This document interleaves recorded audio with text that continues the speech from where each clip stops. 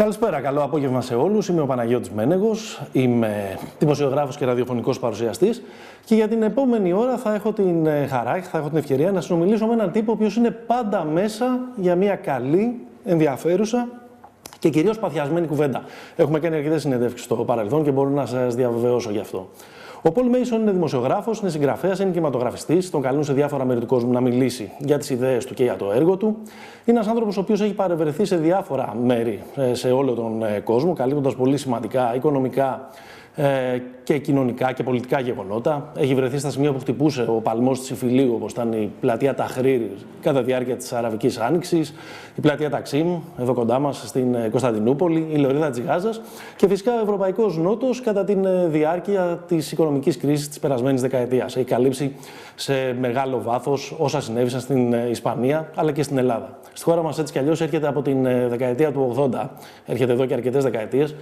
Και του αρέσει πολύ και το σπετζοφάι, όπως μου έχει πει στο παρελθόν.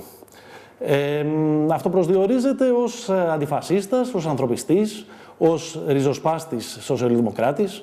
Έχει γράψει 6 βιβλία. Το τελευταίο του, το Καθαρό, λαμπρό, μέλλον, κυκλοφόρησε πέρυσι από τις εκδόσεις Καστανιώτη. Από εκεί είχε βγει και το προηγούμενό του, το Μετακαπιταλισμός. Και το τελευταίο του, λοιπόν, αυτό το βιβλίο θα είναι το σημείο αναφοράς, θα είναι το σημείο αφετηρίας για την σημερινή μας κουβέντα, που γίνεται στο πλαίσιο των εκδηλώσεων της 17ης Διεθνούς Έκθεσης Βιβλίου Θεσσαλονίκης, η οποία φέτος λόγω της πανδημίας δεν το βάζει κάτω, γίνεται, απλά γίνεται online, όπως τα περισσότερα πράγματα πια στην ζωή μας. Τελειώνοντας με το βιογραφικό και με αυτές τις μικρές συστάσεις για τον Πολ Μέισον, απλά να προσθέσω ότι στο βιογραφικό του μου έκανε ιδιαίτερη εντύπωση ότι έχει δουλέψει και ως σύμβουλος στην τελευταία ταινία Jason Bourne το 2016.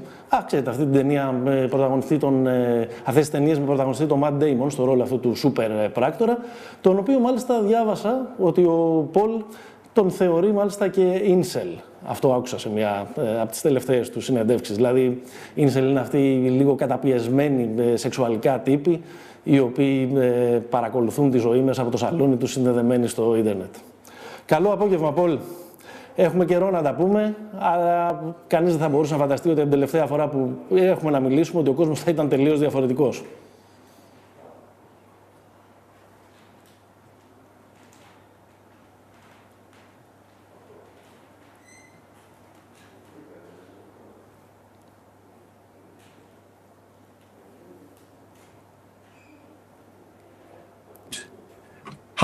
Hello, absolutely. You are so right. It's the real world. Can you hear me? Yes. Great. Έχετε πολύ δίκιο, όντως είναι έτσι ο κόσμος αυτή τη στιγμή.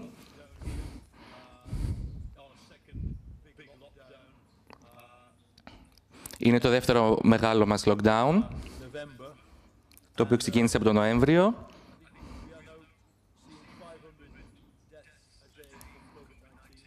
Και βλέπουμε 500 θανάτους κάθε μέρα για το κορονοϊό.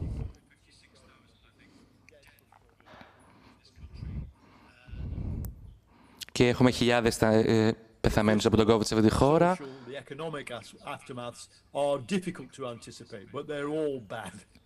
Η αλήθεια είναι ότι όλα τα δεδομένα για τα COVID είναι λίγο δύσκολο να τα μαντέψουμε.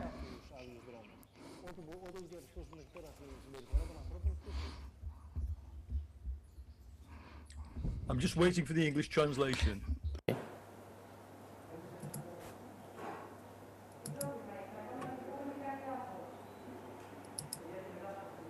It's not there. Μπορούμε λίγο να επαναλάβουμε την ερώτηση.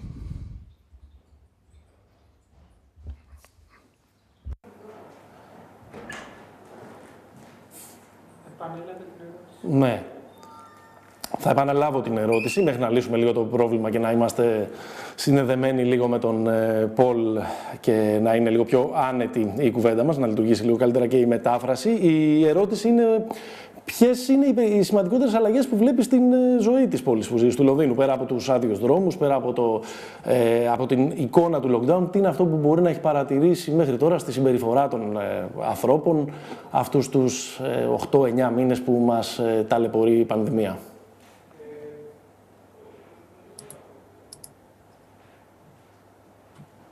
still waiting for the translation. Okay. I don't have anybody translating in my ear. I've got it on, but I don't have any. Okay. Κάτι δεν λειτουργεί τώρα στην σύνδεση του μεταφραστή με τον Πολ. Τώρα λειτουργεί. Is it okay now? Μπορείς λίγο να επαναλάβεις την ερώτηση?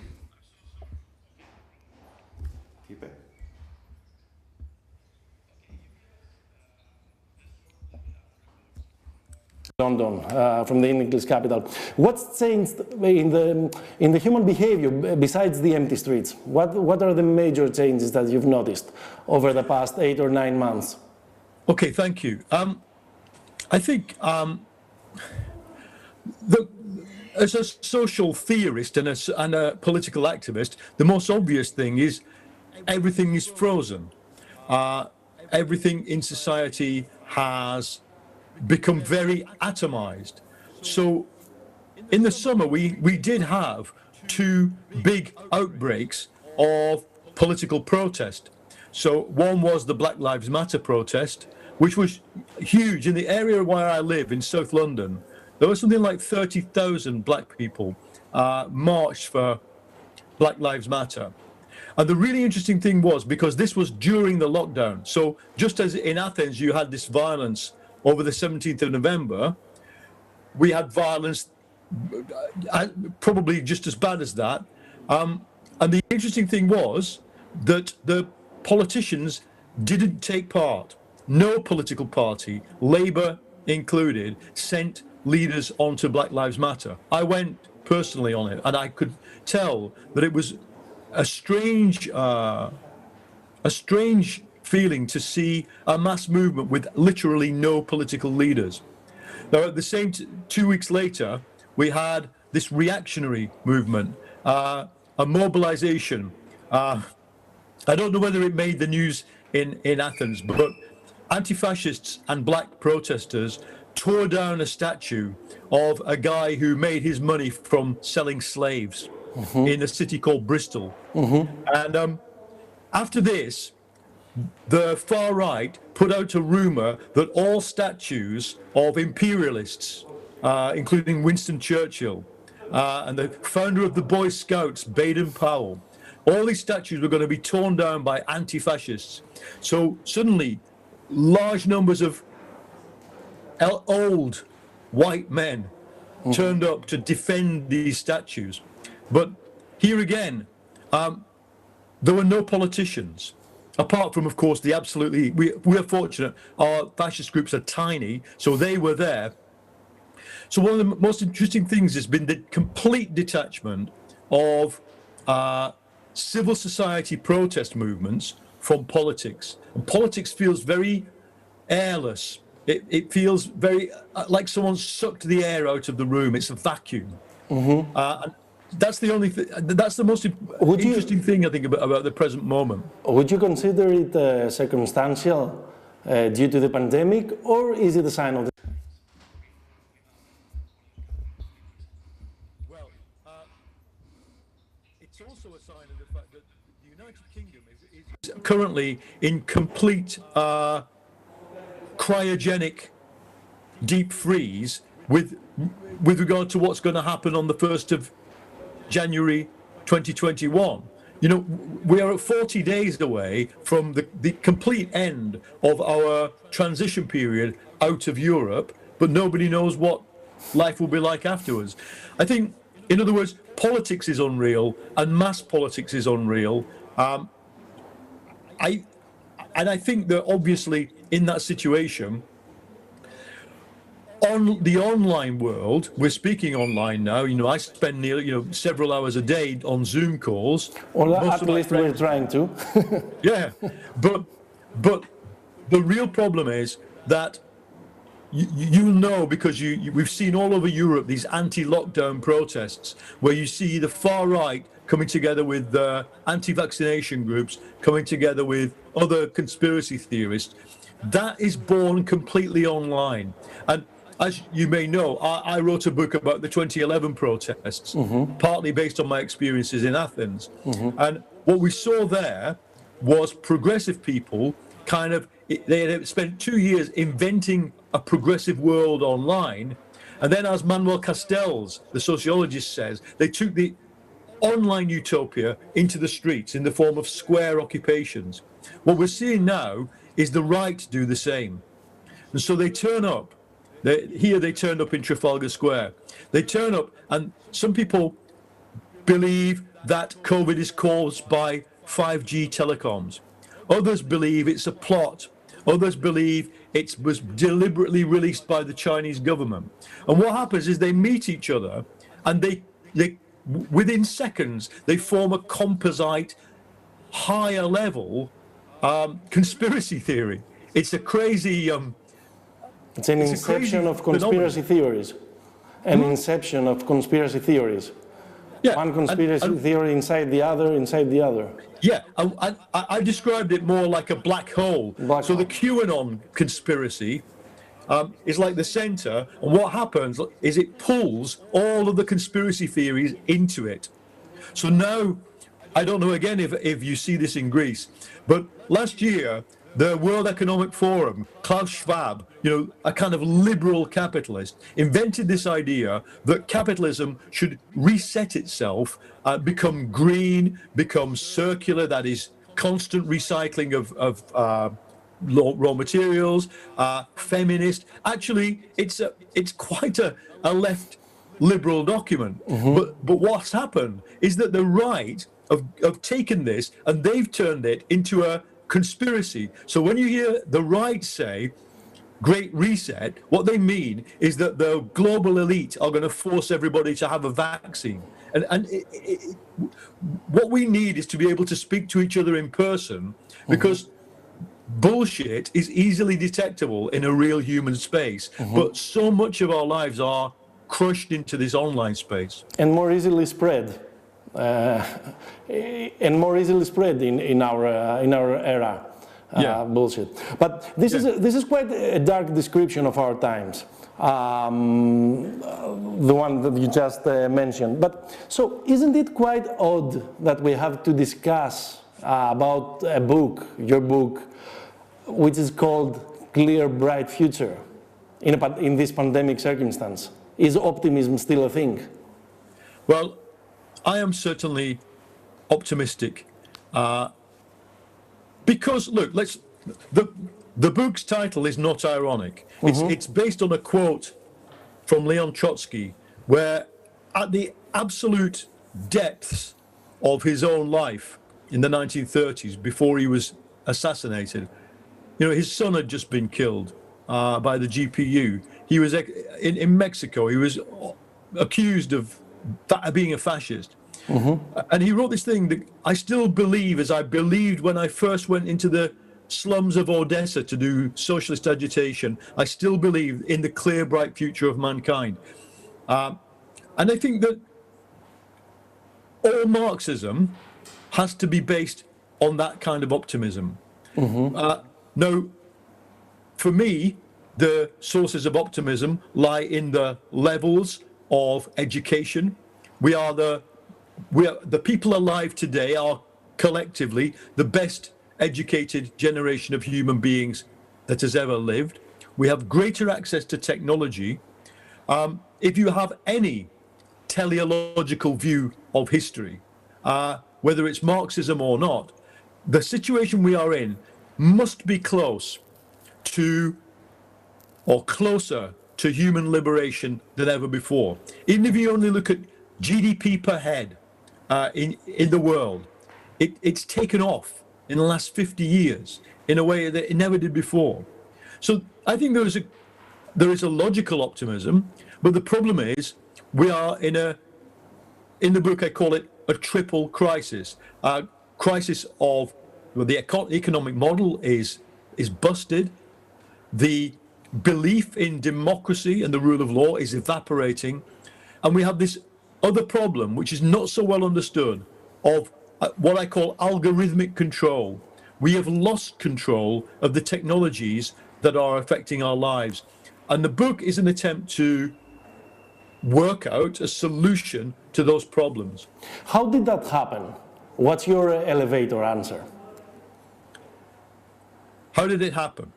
Okay. And how? And the other question is, have we surpassed a point of no return? Yeah. In this algorithmic surrender. Right. For me, there would be no crisis of democracy if there was a coherent narrative about the economy. If you are, you know, when you see the riot police on the street beating the KKE in Athens, that's a symbol of a wider problem. The neoliberal elite cannot explain to the mass of people how their lives are ever going to get better. In a way, you know, we are in a worse position than in the early 1930s, because in the early 1930s, John Maynard Keynes said, look, if you do this, borrow money, leave the gold standard, invest in state investment, build railways, build motorways, things will be okay. Nobody among the elite has an alternative to neoliberalism yet. So that's the depth of the economic crisis. Now, I believe, and I argue in the book, that the reason why this so quickly produced an evaporation of belief in democracy is that neoliberalism had created a super fragile ideology. So it's based on a single logical proposition. That is, markets correct themselves. In that sense, the invisible old hand. Ideology. Sorry?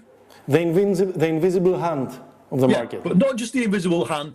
It's not just that. It's the self-correcting character of the market. The market is a machine that runs without human intervention. That was the myth of neoliberalism.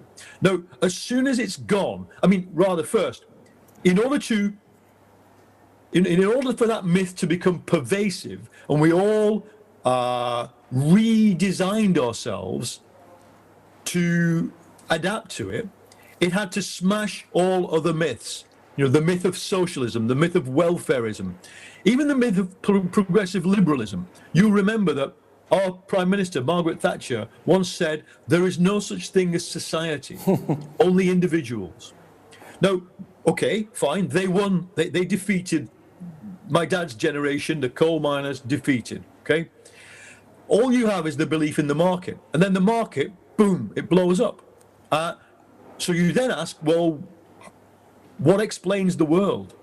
And neoliberalism's inability to answer that then opens the space for all the things you saw in Greece during the rise of Golden Dawn, and the other right-wing parties as well. Let's remember them.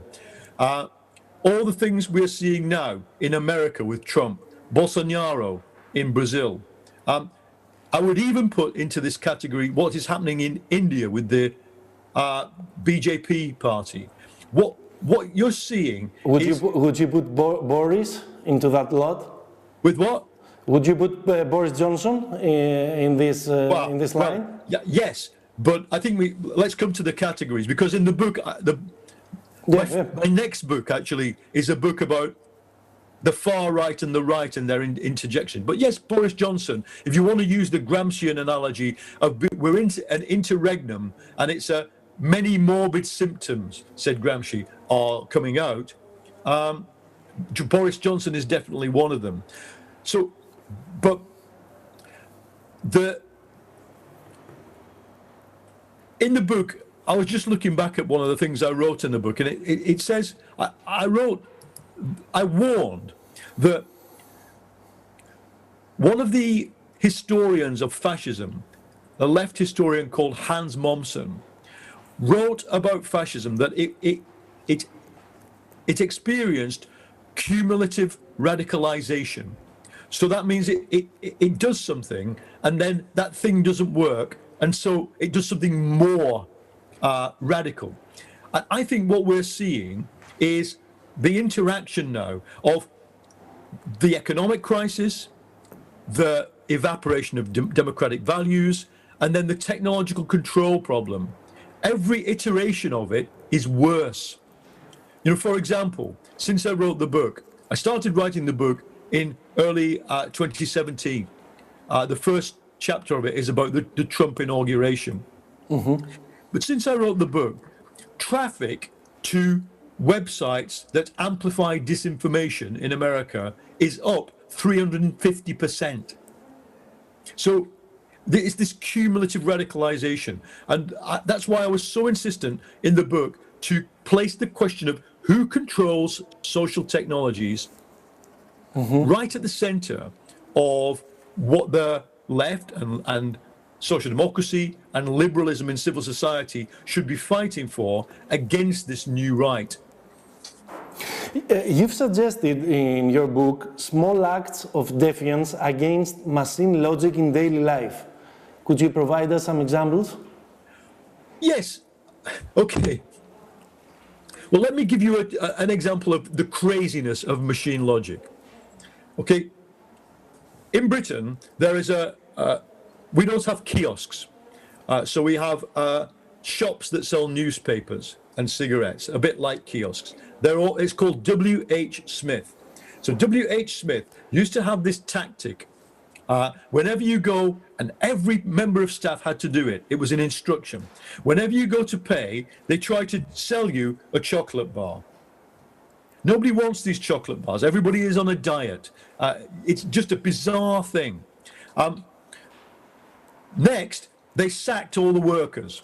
They replaced you can go into a really big branch of this store now, which should have 5 or 6 people on the till. Instead, you are confronted by automatic machines, and you have to scan your own things. And the craziest thing is, at the end, the machine offers to sell you the same chocolate bar. It's absolutely bizarre. Now, just the thing to do, what I do is I refuse to use machines. Of course, sometimes we need automated machines. I think it's many of my friends and neighbors in the place I live refuse to use those automated machines, and they will queue for a long time. They're not angry, they're not getting frustrated against the single person, but they just don't want to do the job that someone else could do themselves. But that's a tiny and minuscule example. I think we need to recognize what algorithmic control is. I'm quite prepared to accept going through an algorithm at an airport so that when I go on a plane, there's a very good chance that nobody is carrying a gun or a bomb. So I go through an algorithmic process to find out who everybody is, and if I am a terrorist or if I'm not a terrorist. I'm happy with that. What I don't want is every interaction with a news organization or online shopping like Amazon or Facebook, everything. I don't want my behavior to be monitored and controlled in that way. And look, I want the right to see what Facebook is trying to do to me. If I enter a shopping mall, I kind of know they want me to buy things. And so if it's a big shopping mall, I can understand, to get to the clothes store, I have to go past an ice cream store. So that maybe I buy an ice cream. I can understand. I understand as well that above me is closed circuit TV, that I am on camera all the time. That's why in our country, a lot of black people and Asian people love to shop at shopping malls because they feel safe. Fine. But if I enter an online store, I don't want that online store to be able to do things to me without I know what they are.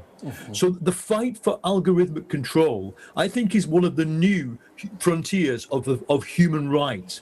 And I was really keen in the book to try and bring the debates that we are having in the world of artificial intelligence and machine learning, the ethics of AI, into the popular sphere, where most people don't even know the first question that is being asked in that debate. What's that first question? Well, everybody probably should know it. It's the trolley problem. If I am in a train, or a train is coming, there are 2 tracks. One has one person, another has 5 people on the track. If you can stop it what do you do? Or if by doing nothing, 5 people die, by switching the points, only 1 person dies, do you do it? It's a classic ethics problem. The AI ethics classic dilemma. Yeah. But the problem is that artificial intelligence, machine learning, and robotization are posing and answering much more complicated ethical questions already without any human intervention. Mm-hmm. But someone would argue that the world is transforming to a better place, and technology has played the most vital role in that. I mean, where do we draw the line between technophobia or even ludism and real progress? Yeah. Okay, absolutely. And my book is overtly pro technological advance. Mm-hmm. I see the mass automation of the world as the route to human liberation. I want there to be so much leisure time and so little work on this planet that human society changes radically and fundamentally. So I want there to be the rapid automation of the world, but the question is in whose interest. We are at the moment trading away control in order to get automation. Mm-hmm. Look during the lockdown, Britain has a very a very big Amazon operation. Amazon's turnover has increased by 30% in the lockdown. For people in my family who are at risk, I have people in my family who are very at risk if they get COVID. They would be in a serious trouble. They order everything on Amazon. That's great. But in return, we're giving Amazon free knowledge, which it can data mine, it can analyze, it can synthesize, it can create new business models, and we do it without really knowing or consenting. Mm-hmm. And so I think that civil society has to, in the 21st century, come forward with a far more intelligent bargaining position, and indeed push its own right to control technology right into the space of where the tech giants currently are. Let's get back a little bit to the subtitle of your book, Clear Bright Future, a radical defense of the human being. That is to say? Well, as I've been on the left my entire adult life, and from the 1970s, mid-1970s, when I was a teenager, I became involved in politics. I was kind of aware that there are 2 Marxisms. One that sees human history as the product of individual human beings' actions, albeit in conditions they can't control. And the other one, which was very popular when I was at university, sees history as a machine and human beings as the machine's tool. And I'm sorry to say, for 40 or 50 years, 40 years, I thought that these 2 kinds of Marxism could coexist with each other, and the differences between them were a secondary question. So I'm talking here about the works of Louis Althusser, and then after that you get postmodernism on the anti-humanist side, and on the humanist side you get this tradition quite strong in Britain coming from Edward Thompson, the historian, a humanist Marxism, in America represented by Raya Dunayevskaya. I thought, well, that's a kind of niche argument. I became convinced as I saw how rapidly technological control was taking over that Marxism had to confront this basic dilemma. Is this a theory of human freedom, or is it not? Mm-hmm. And if it is not, and history is just a machine, as Althusser said, the train dilemma of Marxism. Yeah, well, the reason we have to conduct a radical defense of the human being is because the whole of techno-capitalism is trying to dehumanize us. And here's the problem. There is part of the left that is profoundly anti-humanist. And so it will argue things. Like some people have argued with me, quite progressive people. It's okay if China introduces a massive social control system based on technology and surveillance, because Chinese people don't have the same attachment to freedom as we in the West. That our desire for human freedom is a social construction, just as the same as our concept of humanity is. We're just a bag of bones and genes, and our outside environment affects the way we think. You will know that in neuroscience, it's very popular to say free will is impossible because of the way that we anticipate things we're going to do at a physical level, the way our neurosystem works. If you think about it, we are surrounded by theoretical anti-humanism, and my big fear always was, going right back to the 10 years ago, that unless a radical left with a humanist and a democratic, an inclusive and internationalist program could lead this new generation, something else will become really popular, and that is what I call retro-Stalinism. The nostalgia, you know, young people swapping in our country, you know, jokes about the Gulag, saying the Gulag, you know, maybe it didn't exist, people idolizing Joseph Stalin. I knew that would come back because so much of modern academic Marxism is anti-humanist. And so that's the kind of new fight I want to have within the left. And yes, well, that fight is going on because it's there is a quite sharp separation between those of us who believe in that Marxism is a form of radical humanism and the others who don't. Which are the major changes you expect to see in the post-COVID-19 world? Which are your major concerns? If there will be a trace of authoritarianism, if this financial crisis will be perennial? Well, first of all, I think, fortunately, let's hope so, that the vaccine comes and that this turns out to be a 2 to 3 year crisis. Let's hope that happens. If it does, then it has left some countries really badly impaired in terms of debt. Britain has, I think from memory, £2 trillion of debt. And this year, it will borrow probably 400 billion.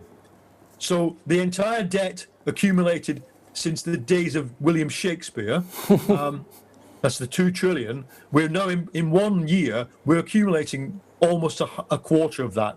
So what does that do? It limits the room for maneuver of the government if we get a new crisis. And in countries like yours, which are part of the Eurozone, where you don't have monetary sovereignty, it puts you even more under the slavery of Brussels and Frankfurt, as you were in 2015.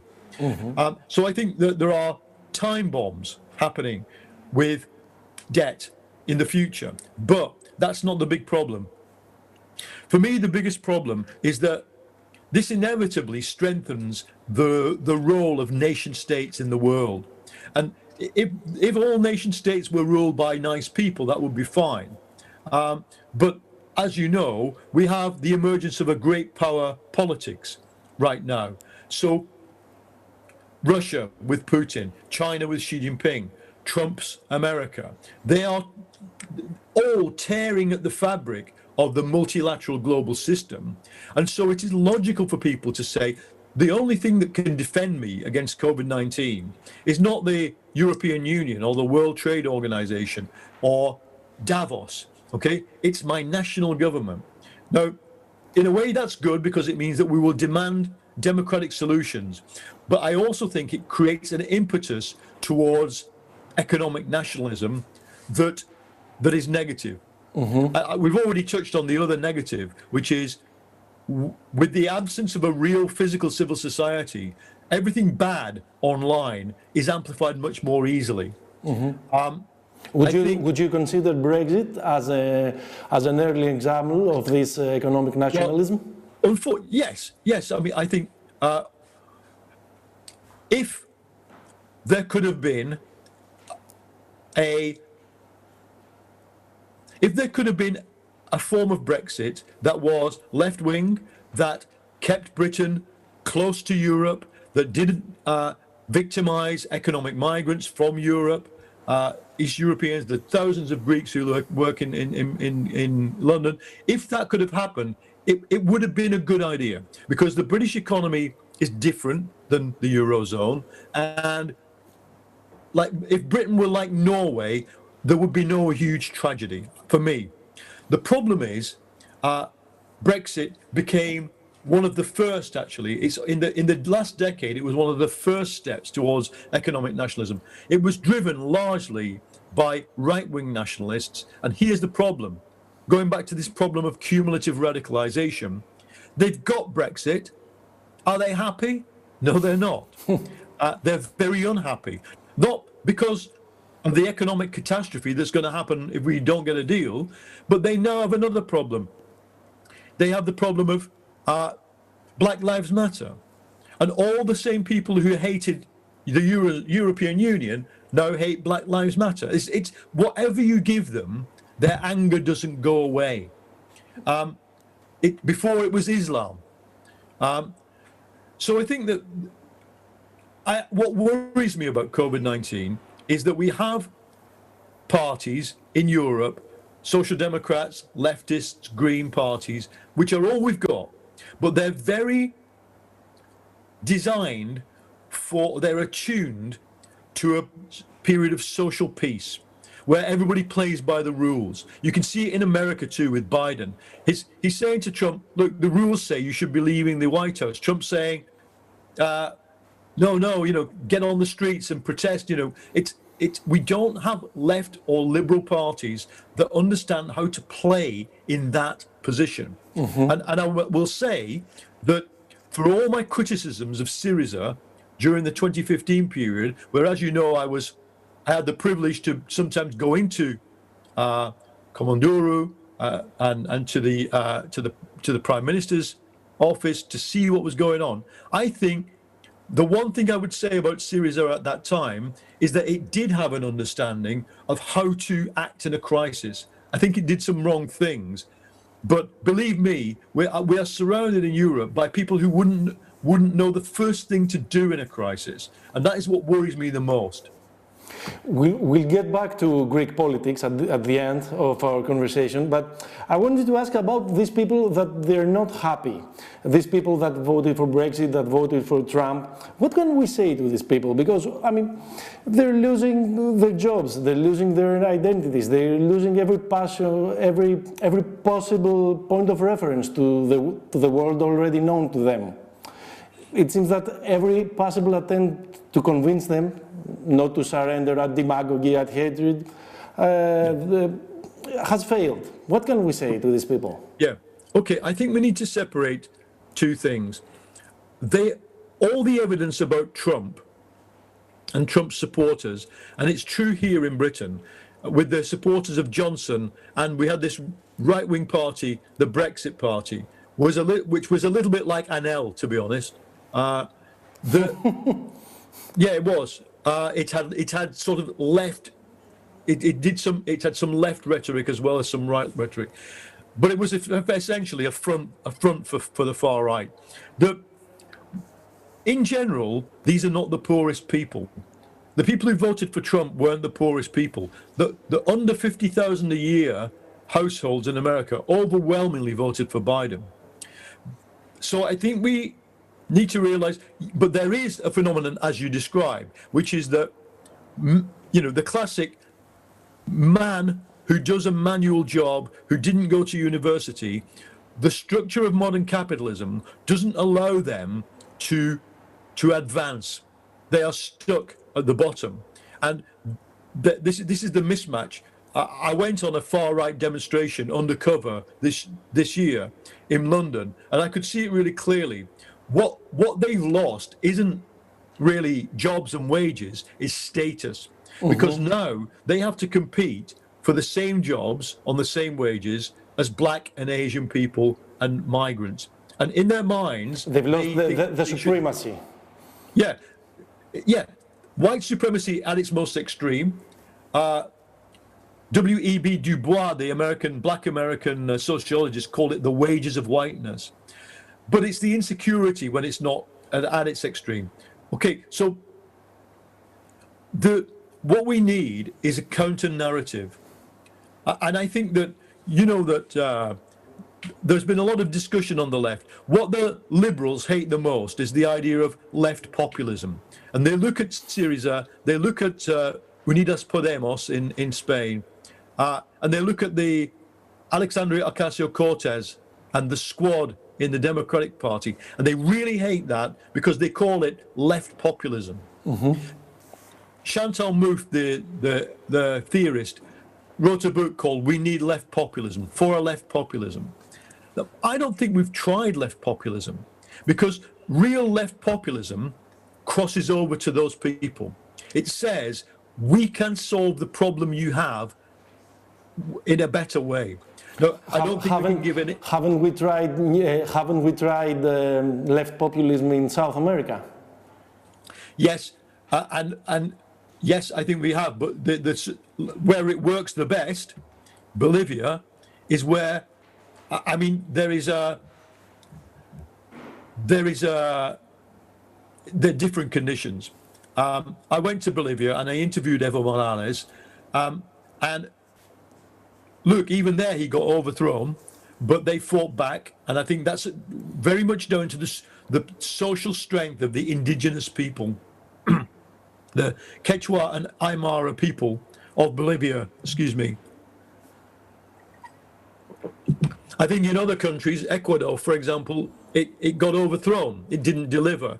It was, as well, I had some contact with the Ecuadorian government under Correa, and it was, in many ways, quite bureaucratic. It was not as populist as you think it was. I think, as I said before, Syriza, in parts, at the times, I remember these huge meetings in outskirts of Athens with all sections of society there.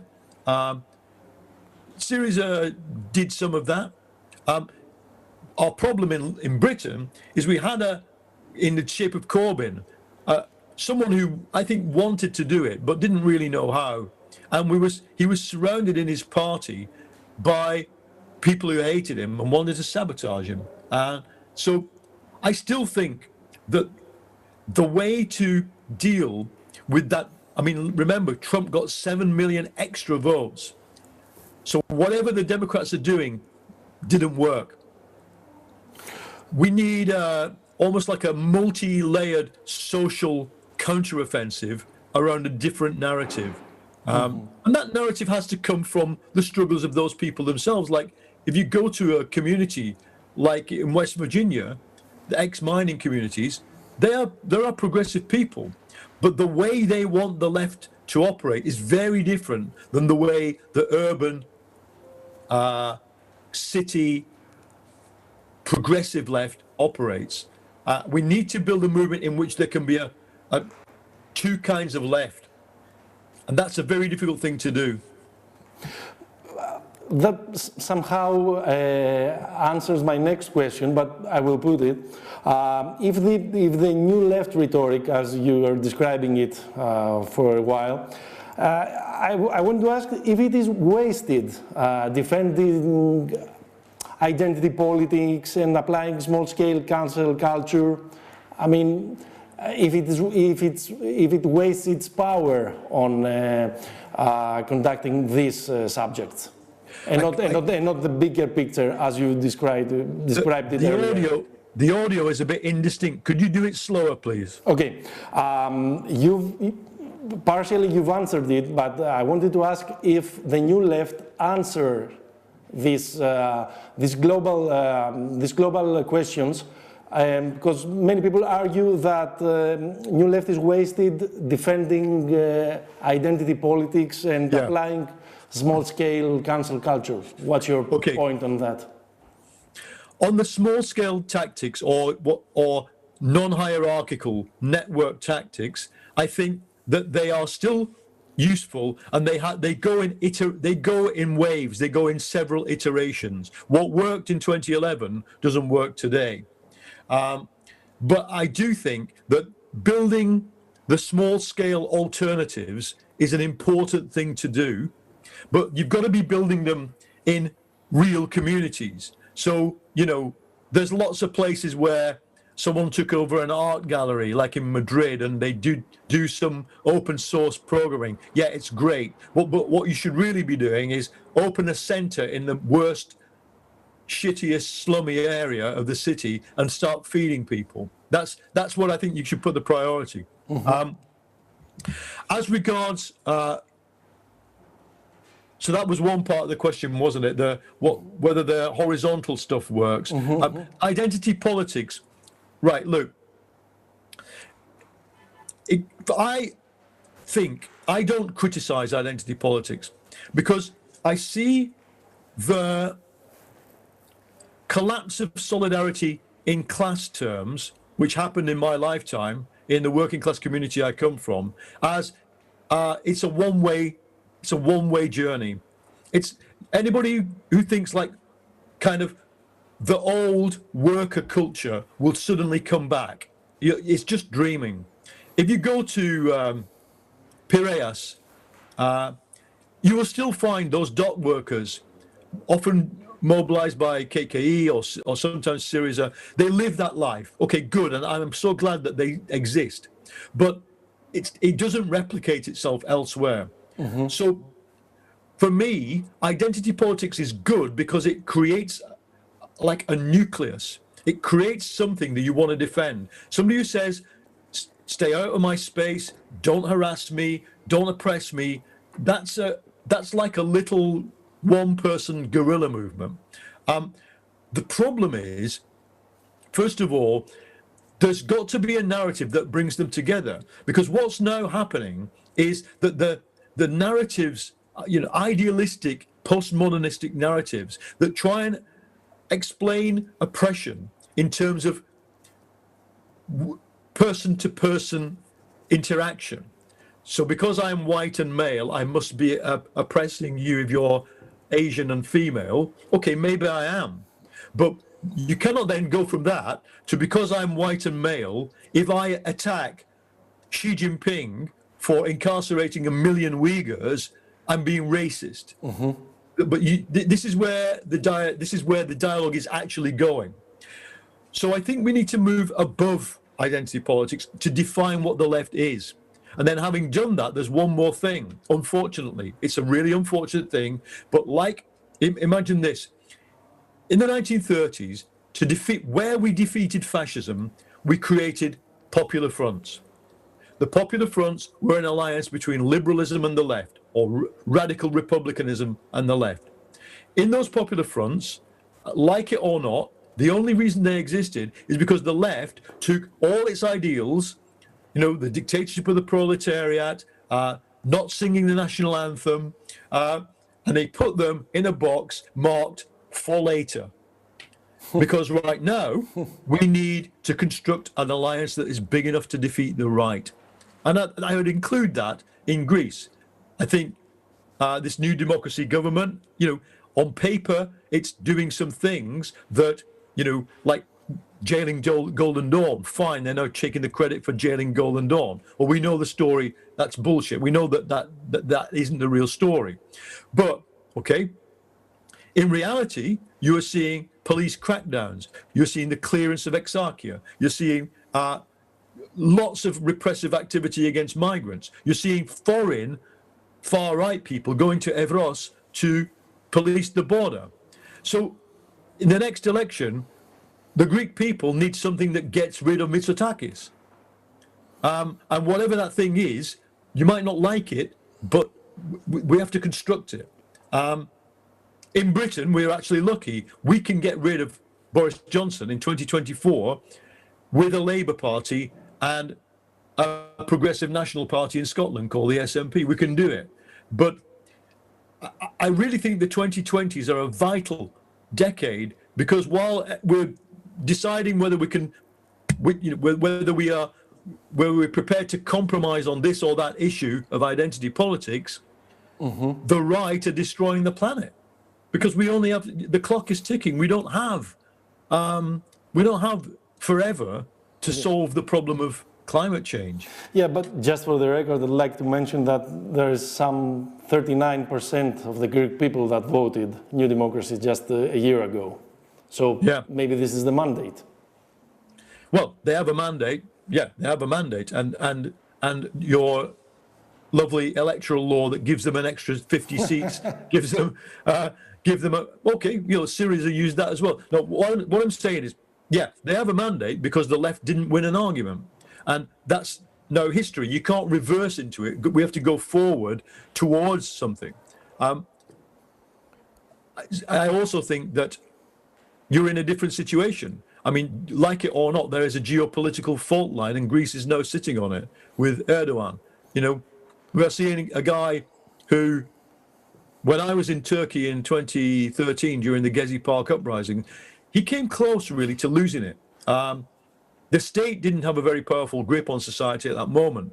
Now, the AK Party state is really strong in the sense of it, lots of journalists are in jail, HDP leaders are in jail, lots in exile, and now he's got the backing of the Russians to start throwing weight around in the Aegean and in the Mediterranean around Cyprus, and that's a real issue. So much as I would love to go back to 2015, that dynamic has gone, and the next dynamic, I know that it's very difficult for the anti-systemic left in Greece. The next dynamic has got to be, what do we do about that as well? I can see that you're still keeping an eye on Greek politics. Have you ever thought that during 2014 or 15 you seem like an undercover cop that got too sympathetic with the ones that he surveilled? What do you mean? I mean that you were here, that you got too passionate, that you had this documentary, this is a coup, that you reported on the Greek situation, that you fought on social media, on Twitter. I tried. Look, as a journalist, you either do one job, which is to be impartial and you work for public service, or you do a job which is to say, well, here's my beliefs and here's what I'm going to pursue. I think I quit from the Channel 4 where I worked exactly because of that. I didn't want to go on doing impartial journalism, because I could see that my own country was about to go down the tubes because of Brexit. I wanted to be able to intervene in that debate, and the experience of Greece, and to be honest, the experience of the Gaza war convinced me that journalism, whilst it's brilliant, and I completely support the alternative and left-wing media in Greece, they do a fantastic job, and whenever I can, I contribute to them for free, and I love to do that. But I think journalism alone at this stage doesn't change history, and I wanted to be able to do a different kind of journalism that was committed and that was trying to create this narrative that we see. I have to say, of course, my family has a long it has a long engagement with Greece going back to the 1980s, and so when I saw the Papandreou government going bust, I was in Davos, and I saw Papandreou and Papa Constantinou standing there like rabbits in the headlight. It was an English phrase we say. They were literally rabbits in the headlight. They didn't know what to do. And that was 2010. And I said to my friends, this is it. These guys, because I know Greece, Greece will not stand up for the level of austerity that these guys want to impose on it. And so I began to engage more at that point. And then 2011 happened, and the occupation of the squares. I see it as one of the most interesting and inspiring things that I've ever covered. I'd say as well about the Gaza coverage. But that was the brief description on how Greece became the big story of the 2010s. Go on. Yeah. What happened to your bouzouki lessons? I can't find anybody to teach me. I don't play bouzouki. I have a baglamas, the little one. Yeah. Because I've read somewhere that and I quote you, that I've just started learning to play the bouzouki, but you really need a beer gut to prop it up on. This is exactly what the one guy who gave me a lesson said. You really need to drink a lot of beer so it will sit here. Yeah, I do have a little bit of a beer gut, but not big enough. But the main problem is that I have to learn the dromos, and it's the Byzantine music, because I studied music, so I know about Byzantine modes, but getting your soul to feel it, if you're from an Anglo-Saxon background, is quite difficult. But yeah, I will get there one day. Okay, final question. Let's get back to the prologue, to your brief introduction. Why did you call Jason Bourne an incel? Jason Bourne an incel. Okay. You've worked as a consultant to the latest Jason Bourne movie. Yeah, well, the one that was filmed in Athens. Okay. You're not supposed to say what you did on a Hollywood movie, but it was filmed in Tenerife. Yeah. Sorry, it was filmed in Tenerife, but there is a riot in Exarchia. Okay. So basically, I know how riots in Exarchia happen, and there is a riot in Exarchia in the film. I'm not responsible for the crazy moment where Bourne goes through the crowd with a gun, because that obviously is a bit crazy. But no, look,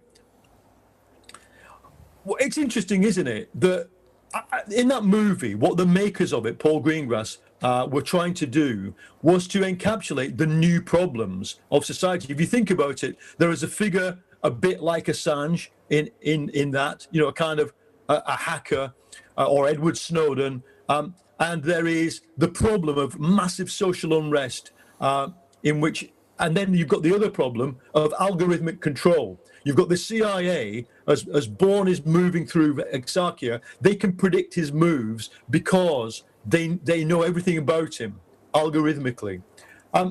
For me, that what the filmmakers of that movie were trying to do was a really interesting thing. But we love our action movies to be simple, and so it probably went a bit above the heads of a lot of people. Yeah. But yeah, I mean, Bourne doesn't have a girlfriend. It's really interesting. James Bond, poor old Sean Connery, just died. He got plenty of. I hate to admit it, but I'm still a James Bond guy. He really stuck to the Cold War imperialistic But isn't it interesting? Isn't it interesting that even a film made by relatively, by progressive people, Greengrass is an anti-fascist, that Bourne basically is an incel. He shows no interest in women in any of the films, and why do we do this? What I'm trying to get to in the book is, why are we creating actually superheroes, Nietzschean superheroes who are not humans as our role model? If you think about it as well, Bourne is a Nietzschean. Friedrich Nietzsche was in favor of incelibacy, of celibacy rather, and had the same attitude to violence. And I think it's an interesting social symptom of the way storytelling has moved in this epic and mythological direction, rather than in the direction of the real, the human being. And in all my storytelling, I still make films. I try to tell the story of real human beings. And I think this is one of the most revolutionary things you can do at a time when Hollywood is pushing everything towards the superhuman. Why do we need superheroes? I'm keeping that as the starting point of our next meeting. Thank you very much, Paul. Thank you so much. It's been a pleasure. It's always a pleasure talking to you. And thank you for using the English. Your English is perfect. Thank you. Thank you. Αυτός ήταν ο Πολ Μέισον, ο συγγραφέας του βιβλίου «Καθαρό, λαμπρό, μέλλον», που κυκλοφορεί από τις εκδόσεις Καστανιώτη. Την προηγούμενη ώρα ελπίζω ότι είχαμε μια αρκετά ενδιαφέρουσα κουβέντα και μας συγχωρείτε και για τα προβλήματα που υπήρχαν στην αρχή με την μετάφραση. Ελπίζω ότι λύθηκαν και την απολαύσατε κι εσείς. Μπορείτε να τη δείτε έτσι κι αλλιώς και στην σελίδα στα social media, στο Facebook της Διεθνούς Έκθεσης Βιβλίου της Θεσσαλονίκης, αλλά και στο thessalonikibookfair.gr. Ήμουν ο Παναγιώτης Μένεγος, κάναμε παρέα την προηγούμενη ώρα μαζί με τον Πολ Μέισον. Ευχαριστώ πολύ που μας παρακολουθήσατε. Γεια χαρά. Ευχαριστώ πολύ, thank you.